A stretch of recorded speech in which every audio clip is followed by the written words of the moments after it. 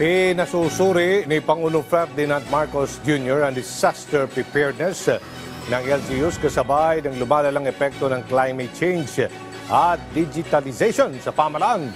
Tiniyak na nagpapatuloy si Clazel Pardilla ng PTV para sa Sentro ng Balita.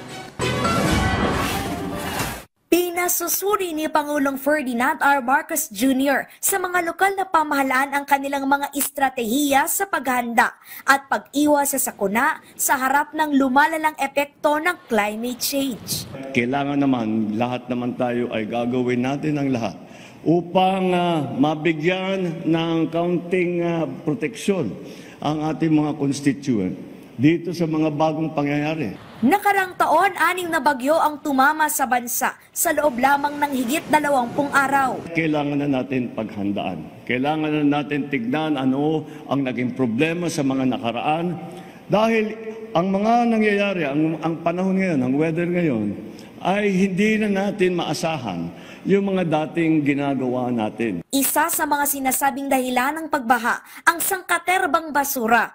Kaya naman sa administrasyon ni Pangulong Marcos, puspusan ang pagpapatupad ng clean-up drive sa ilalim ng Kalinga at Inisyatiba para sa Malinis sa Bayan o Kalinisan. Nakaraang taon, 22,200 na barangay ang lumahok sa regular na clean-up activities na layong isulong ang kalinisan sa mga komunidad. Patuloy din ang implementasyon ng digitalization sa pamahalaan tulad ng Electronic Business One-Stop Shop. Nakaraang taon, higit 100 LGU ang nakasunod sa IBOS. 1,200 naman ang sinimulan ng automation sa kanilang mga transaksyon. Naipatupad din ang bagong electronic procurement system at isinasa publiko na ang mga binibiling produkto o serbisyo na hindi lamang nagpapabili sa proseso kundi nakatutulong din sa paglaban ng korupsyon. Kailangan natin na magamit ang pinakamagagandang teknolohiya upang maging mas maganda ang serbisyo nating ibinibigay sa tao.